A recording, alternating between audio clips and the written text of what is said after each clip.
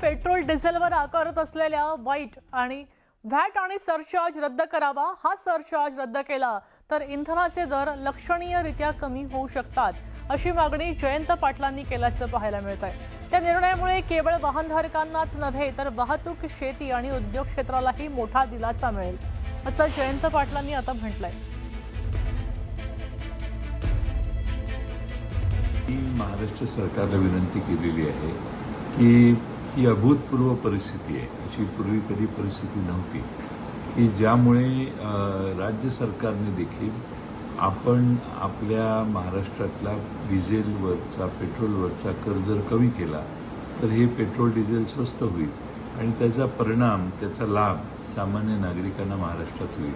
आणि म्हणून राज्य सरकारने कर कमी करणे किंवा कर शून्यावर आणणे पेट्रोल डिझेलचा काही काळ, हा ऑप्शन ताबडतोब एक्सरसाइज केला पाहिजे, अंमलात आणला पाहिजे। सीबीआयच्या तपासामध्ये नवीन धागेदोरे समोर आलेत। निवृत्त रसायनशास्त्र शिक्षक पी.व्ही. कुलकर्णी हे लातूरमधल्या डॉक्टर शिरुरेंच्या घरी काही निवडक विद्यार्थ्यांचे विशेष वर्ग घेत होते, असा संशय सीबीआयने आता व्यक्त केलाय।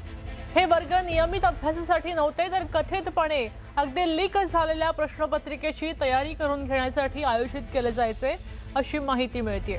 त्याचबरोबर या वर्गात आरसीसी कोचिंग क्लासचा संचालक शिवराज मोटेगावकरचा मुलगा आणि काही उच्चभ्रू कुटुंबातले विद्यार्थी सहभागी व्हायचे, अशी ही माहिती आहे। डॉक्टर सिरुरे आणि पी.व्ही. कुलकर्णी यांच्यातल्या व्हॉट्सअप चॅट्स आणि कॉल डिटेल्सच्या आधारे सीबीआयला या गुप्त वर्गाची माहिती मिळाली आणि त्यानंतर आता डॉक्टर शिरुरेला चौकशीसाठी ताब्यात घेतलंय, अटक केली आहे। त्याच्या चौकशीतनं आता आणखी काही खुलासे होण्याचीही शक्यता आहे।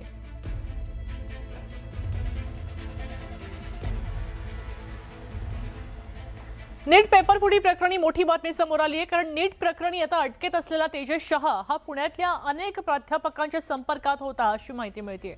पुणे शहरामध्ये अनेक नामांकित कॉलेजच्या प्राध्यापकांची गेल्या अनेक वर्षांपासून तेजस शहा ह्याचे वैयक्तिक संबंध होते।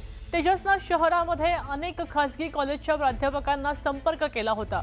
तेजस शहाने अनेक विद्यार्थ्यांना प्रश्न पुरवले, अशी ही माहिती चौकशीत समोर येते। एका कॉलेजमधल्या 5 रिटायर्ड प्राध्यापकांच्या या आधीच सीबीआय रडारवर आले होते, मात्र त्यानंतर आता अजून काही खासगी कॉलेजेसच्या प्राध्यापकांची नावं समोर याची शक्यता आहे। त्यामुळे शहाच्या संपर्कात असलेल्या सगळ्याच प्राध्यापक आणि विद्यार्थ्यांची सीबीआय चौकशी करणार आहे।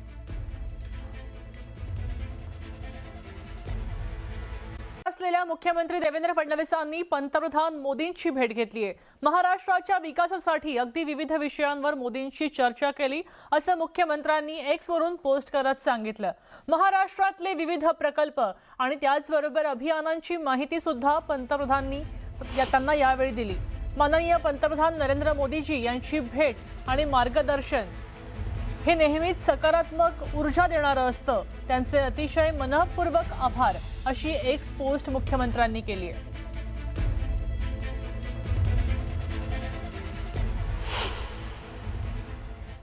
यांची पोस्ट काय आपण पुन्हा वाचतोय।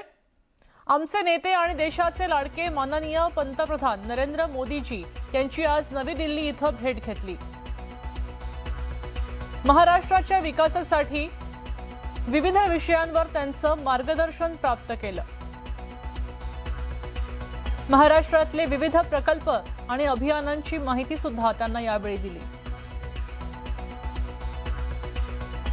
माननीय पंतप्रधान नरेंद्र मोदीजी यांची भेट आणि मार्गदर्शन हे नेहमीच सकारात्मक ऊर्जा देणारं असतं, त्यांचे अतिशय मनःपूर्वक आभार।